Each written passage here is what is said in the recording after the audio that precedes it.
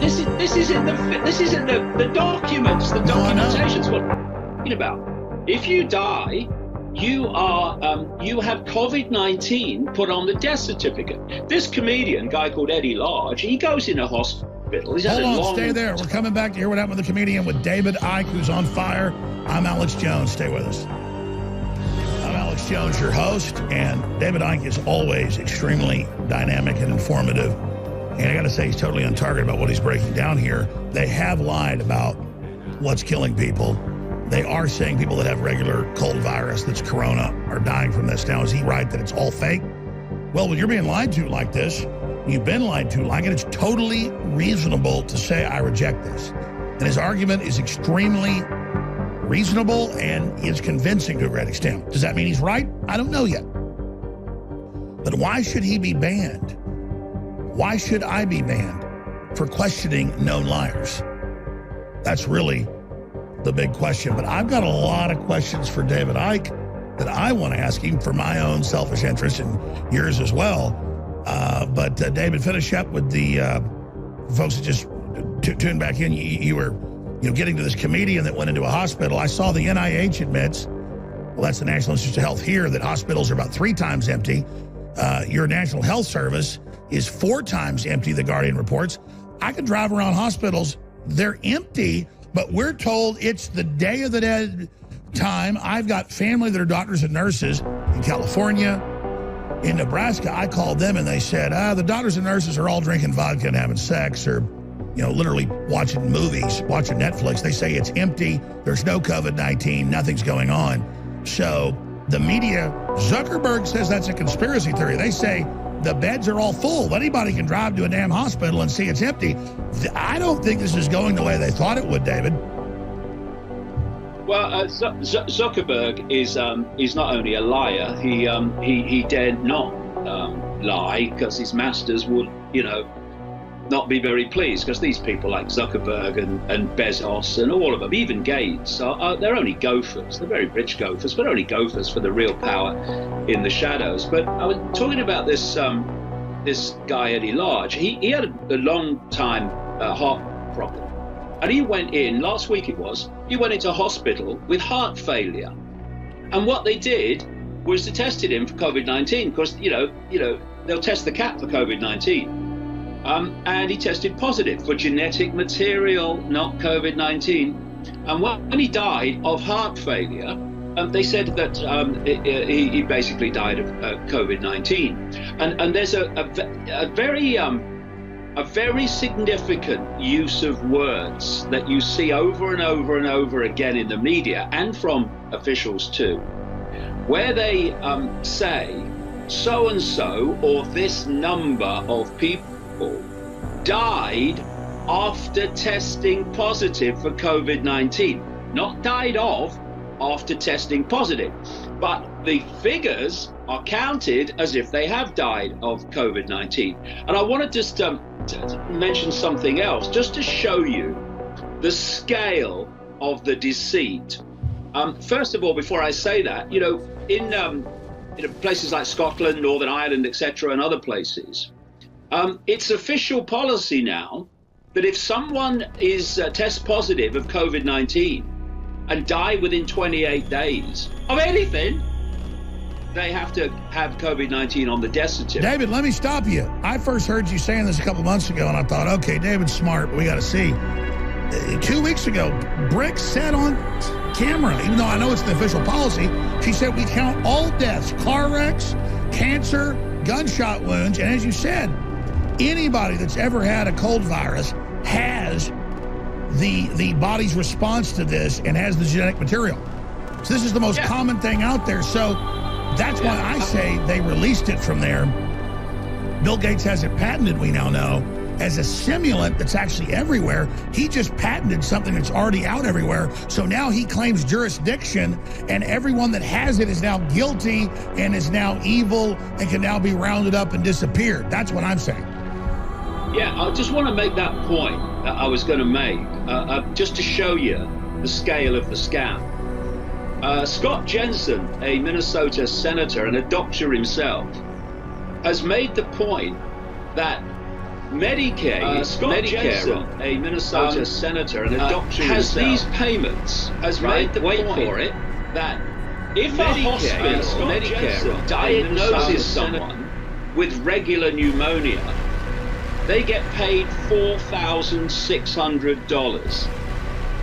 If they diagnose the same person with COVID-19 pneumonia, they get $13,000. And if they put a COVID-19 pneumonia on a ventilator, they get $39,000. So not only is this the CDC and the National Health Service all telling their medical staff to diagnose everything that moves COVID-19, they're actually have introduced massive payments, incentives to do it. By the way, David Icke, how many times is 4,000 plus 39,000 or whatever? That's like 6, 7, 8, 9, 10 times.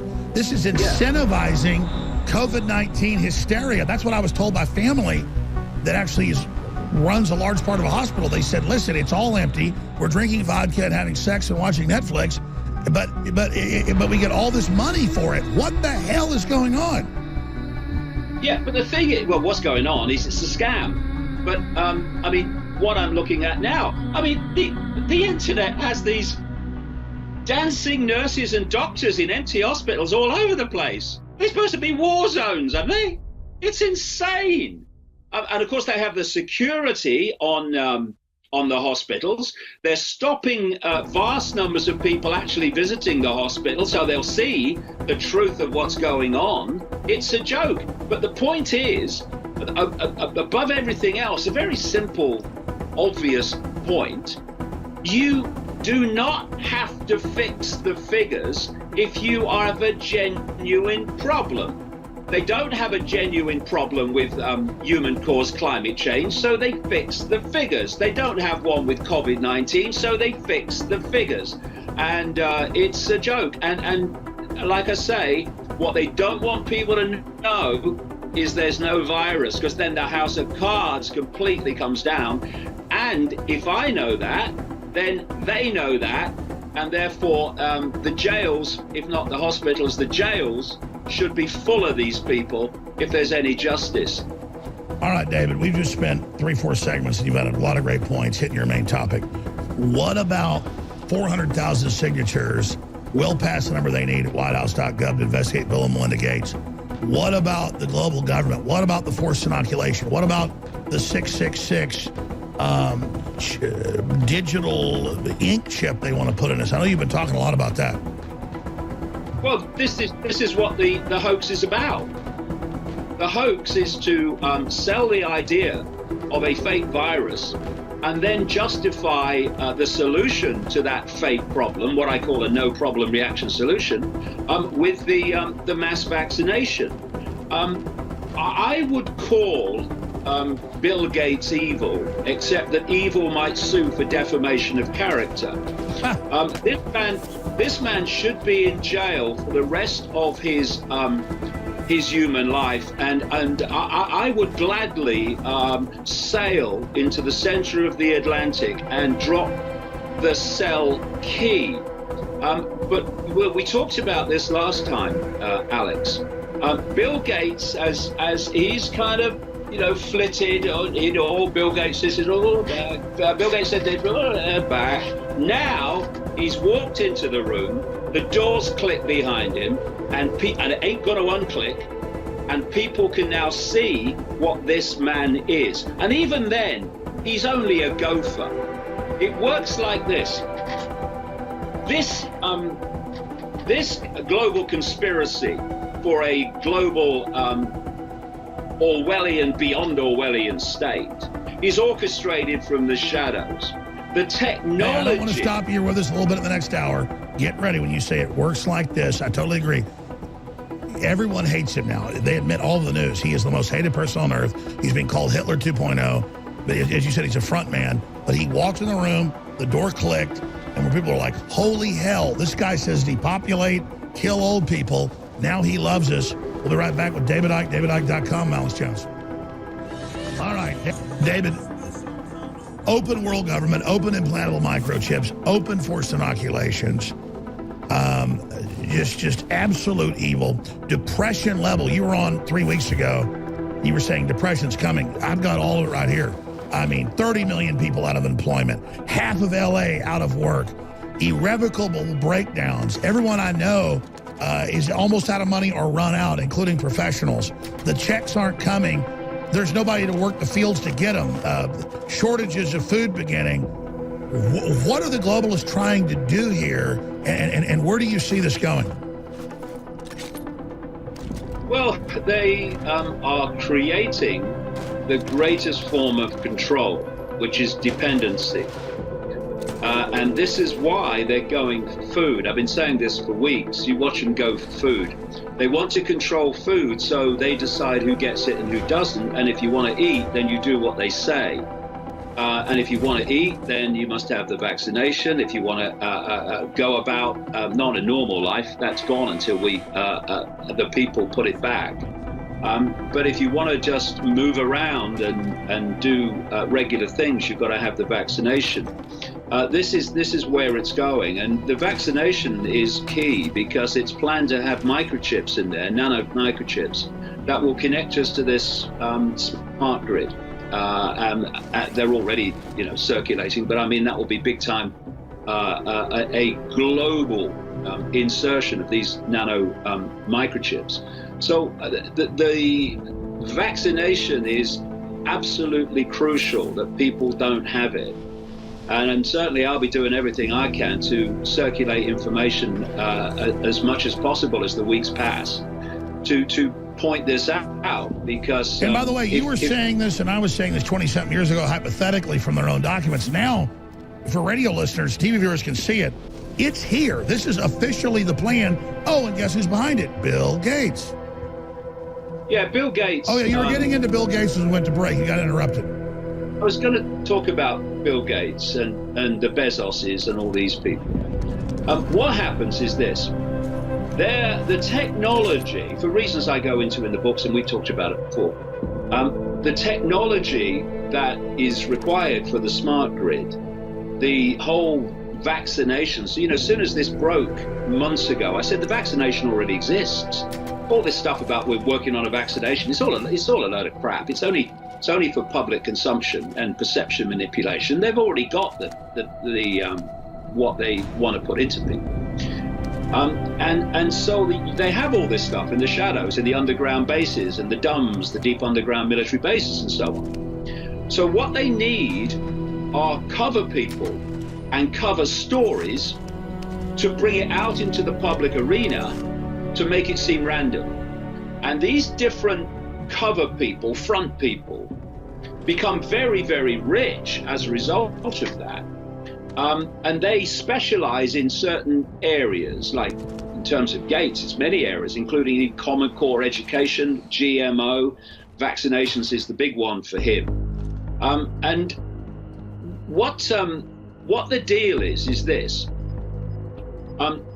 You will front up this technology or this area of our agenda, and you will become incredibly rich as a result. But part of the deal is vast amounts of that wealth you are going to spend in the name of philanthropy, advancing our agenda. So you've got Gates in his area, and then you've got Soros, George Soros. His area is he must put vast amounts of money, of $32 billion at the last count, into non-governmental agencies and the woke mentality in all its forms to fund that. This transgender thing, the global warming thing, the political correctness. And you're on target about that. Is there foundation frontmen for these big foundations? But we went to break, you said there's this big epic thing, and we had to go to break. You were saying about what's behind the throne or what their end game is and how it's going for them. Yeah, well, so in the shadows, you've got what I call the spider, which you don't see. And these front people are just that. They're very rich, but they're gophers. And they do what they're told by the spider or else. And the way this virus scam has been played is this. This spider web is like a transnational corporation. You have a headquarters, in this case in the shadows, and then in each country you have the equivalent of a corporation subsidiary. You have a network of this cult whose job in that country is to control their government, politics, their finance, their media, and absolutely on behalf of the big pharma cartel, which is a front for the cult, the medical system. And that's their job.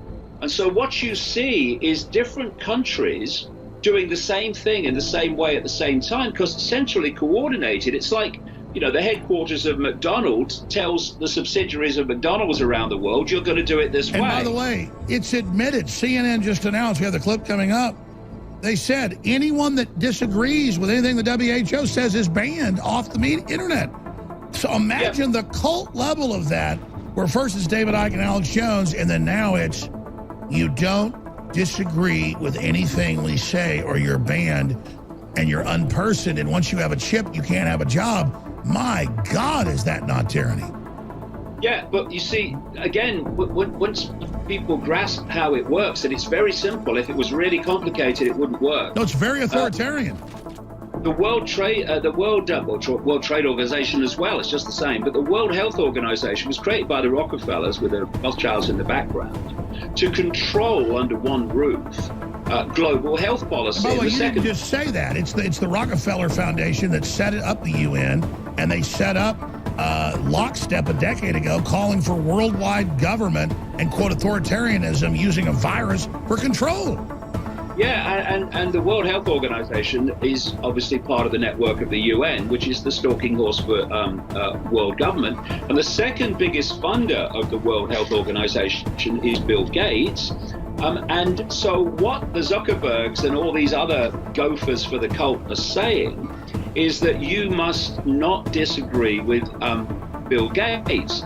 And how this virus thing has been orchestrated, real simple.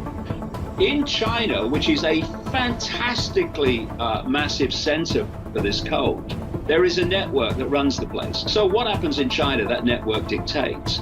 And then in these other countries, whether it's America, Israel, Britain, France, Germany, Italy, you've got this sub-network of the cult that is I was about to say, what's the head of it? Because Communist China, we know, is the most subservient, but it's being programmed. But right now, it's coming out in the news that China runs all U.S. media, basically, owns Hollywood. But we know something runs Hollywood, and we know something runs China. Oh, yeah. Well, I mean, one of the big centers in the world is Israel. And actually, it's not Jewish people at all. It's a secret society, massive part of the cult, which I called Sabbatean Frankism. I've talked about that before. But you see, China, the reason China has become so important to this cult is that it is the blueprint for this world system. It's already a technocracy. You know, I talked last time we chatted that this global system is a technocracy, which is defined as a society that's run not by elected people, but by bureaucrats, technocrats, scientists, engineers, and so on. Now, what's happening is the technocrats of Silicon Valley have been taking over. What is Bill Gates? He's a technocrat. And what is Bill Gates doing? He's overriding and dictating policy above and outside of elected politicians. The technocracy is unfolding. Now, China is already a technocracy, and it's massively controlled by technology and AI. Hold on, David, this is too important. We got to go to break again. You're absolutely right. Davos said 6 years ago, we're going to have a technocratic takeover of the planet, the end of freedom. Technocrats will rule things. What does that mean when we come back? And I'll tell you again, listeners, we run a major operation against the globalists. They can't stand the fact that we're here bringing you guests like David Icke. You heard him say they want to use food to control you.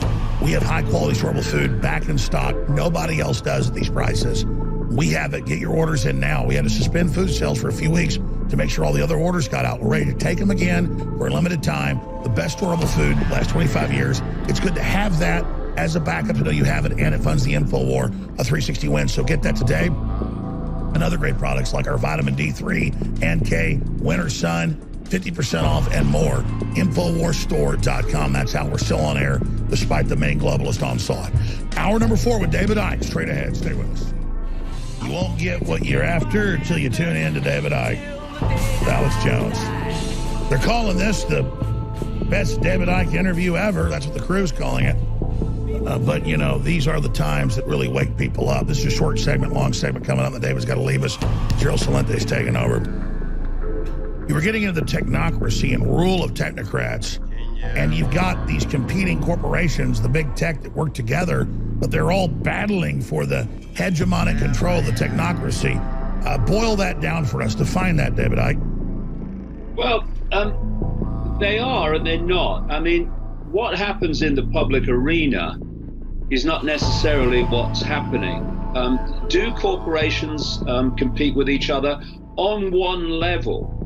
But if you go deep enough into them, and I'm talking the major cult corporations, not every company, of course. The major cult corporations, they're structured like every other organization. There's pyramids, compartmentalized pyramids. And if you go deep enough into them or to the top of the pyramid, then that top of the pyramid connects into the spider web, and so does the top of the pyramid of the one you appear to be competing against.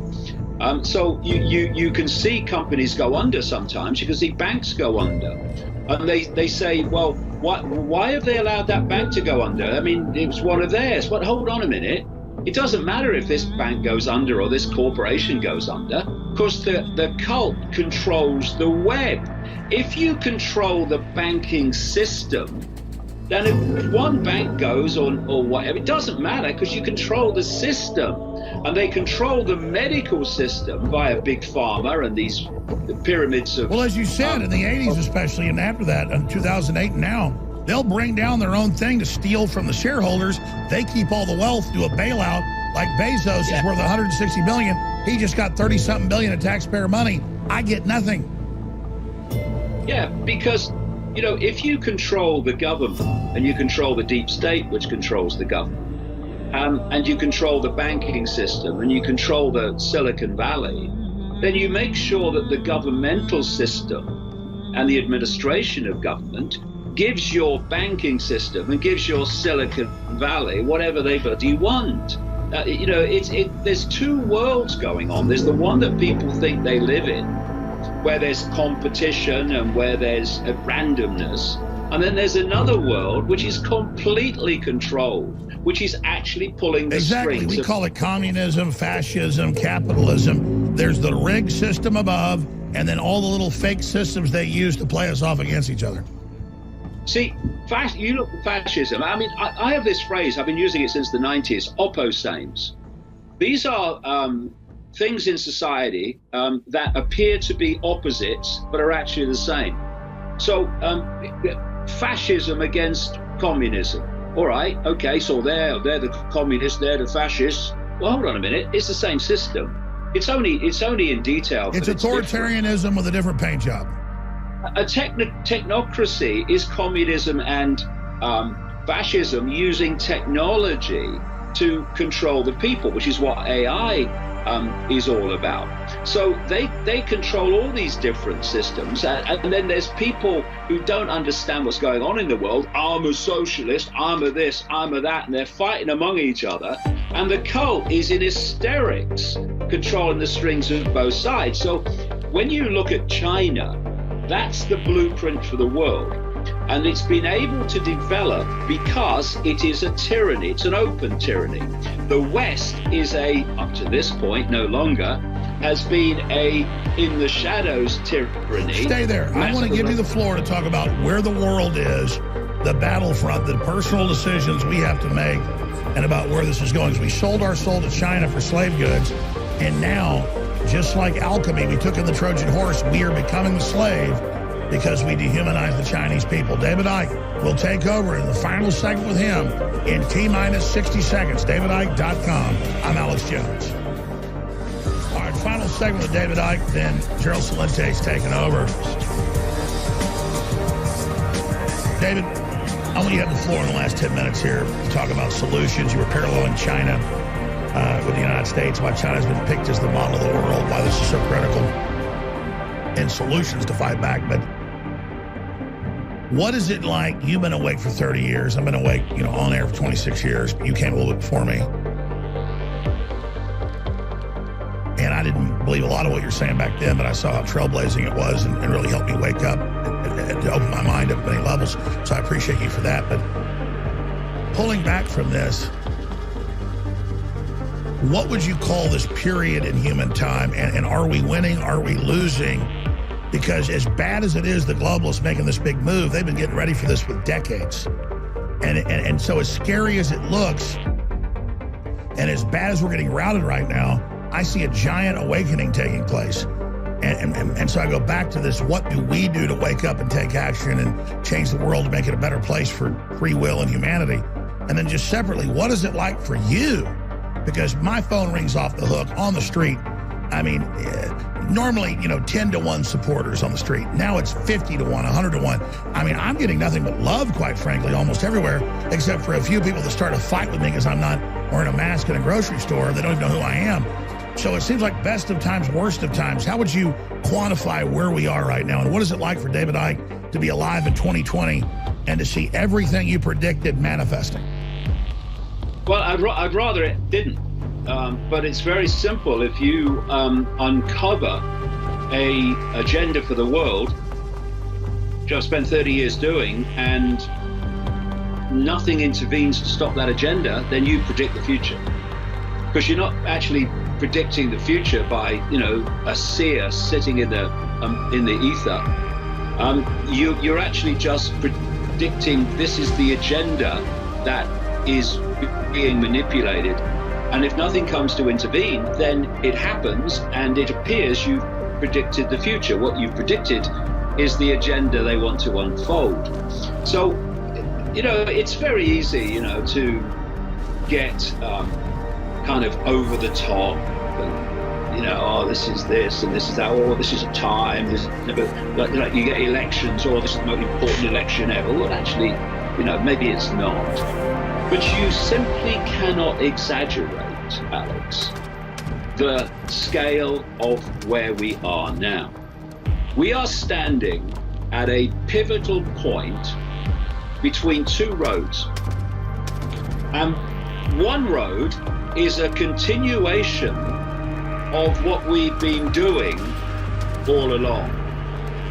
And that road will lead to a global technocratic, fascist, communist, vicious, merciless dictatorship in which human thought, the human mind, will no longer exist because AI will do all the thinking and perceiving. And if people think it's bad now, they should just find their children and their grandchildren, and they should look them in the eye and ask themselves what they are going to face, considering where we are now. Now that's what's coming if we go on walking in the same direction. It's a very simple phrase. If you always do what you've always done, you'll always get what you've always got. And that's why the few have controlled this human society. Literally, because this is not something new. It's reaching its end game now, but it's not new, for thousands of years.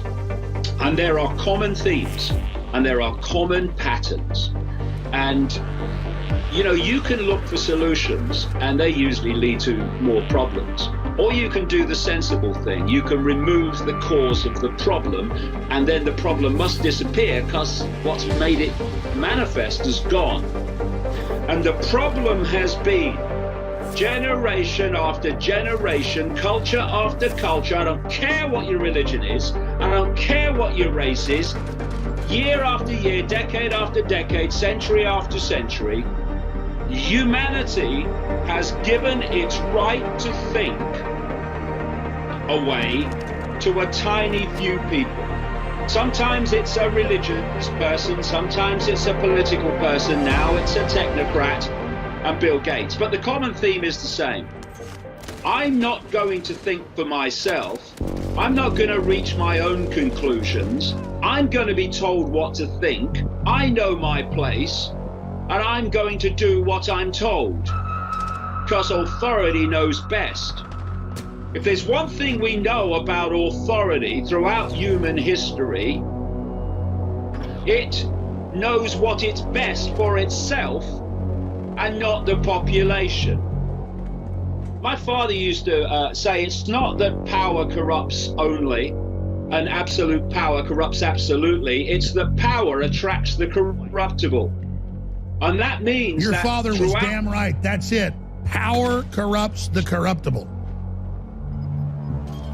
Through all this human history, humanity has been giving its power away to a few. And the power that the few have is the power that population has given away. And I see you get tears in your eyes when you talk about your dad. Let's talk about our ancestors and everything they did. What would your father be doing today if he was alive here now witnessing this? Well, he'd be standing with me and behind me. But I want to make a point about where the power is. Please don't think these people have power, that the Gateses and such like have power, that even those in the shadows have power. And I'll give you an example. I said in that London Real interview at one point, I have more power than this cult does, and they know it. It's true.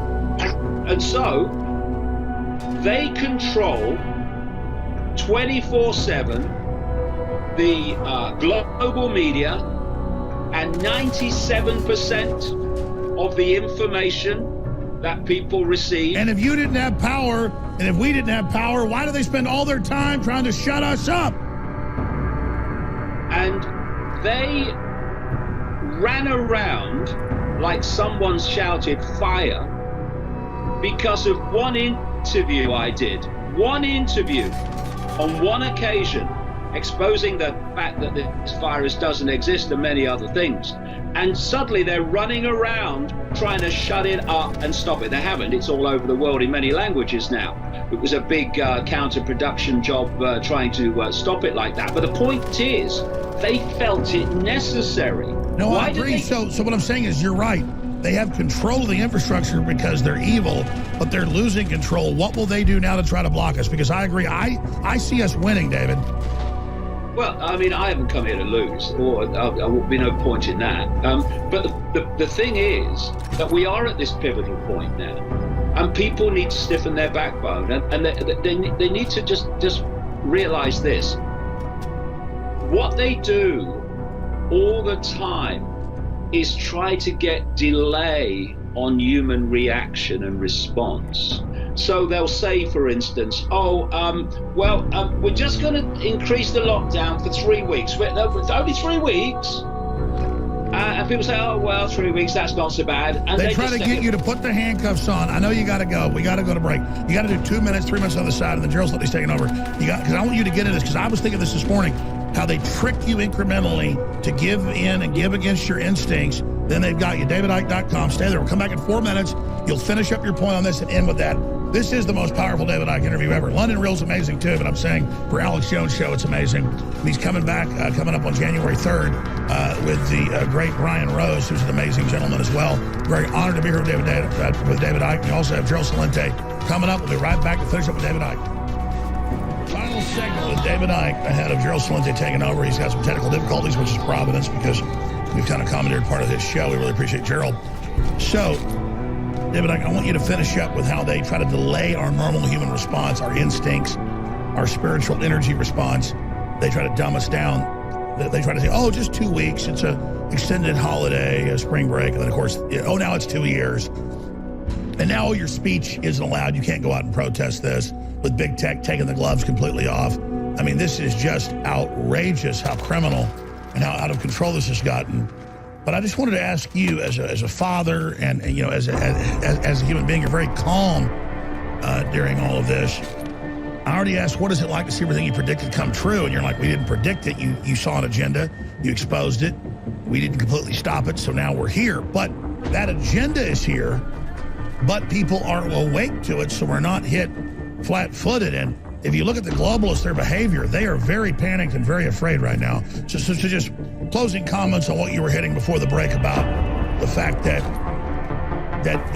we are the captains of our own ship, and they want to turn off our own instincts. Yeah, they want to delay things because every time the response is delayed, they go further along the road to being able to crush response. And we are at that pivotal point where if we go on, it will happen. And we are at a point now which will decide the future of the human race. I mean, as I said earlier, you cannot exaggerate where we are. The future of the human race depends on which of these roads we take. And it's removing the cause of the problem. Cause of the problem is well, some of us don't, but vast numbers of people give their power to a few and are intimidated by the power of the few, which is only their power being reflected back at them. So, if you're going to remove the cause of the problem, we stop giving our power away. We stop being intimidated. Because when you look these people in the eye, they blink first. Because they don't have the power that the people have, and they know that if enough of the people wake up, they've not got the wherewithal to resist it. The game's over. When did humanity have their power stolen? We've got to draw a line in the sand. We've got to do it now. Not sometime never when there's an R in the month. Not sometime, oh, well, we'll see what happens in 3 weeks and what's going on then. We need to draw a line now. Enough. That's right. Stop waiting. Metaphysically decide where we stand. And, people, there's that great song about the French Revolution in the movie, Les Miserables, about do you hear the people sing? Well, the people don't need to sing. They need to frickin' roar. Like the lion behind me. Enough. I mean, what have you got to lose, people? I mean, look at the economic Armageddon that is now facing us. And all the businesses that will never reopen, all the employment that's gone. What is there to lose? What is there to sit on your ass for? Delaying responding to this. You're right. In closing, what do you make of the term non-essential? That means subhuman. That means obsolete. Yeah, well, we are to them just farm animals. That's the whole point. But we ain't.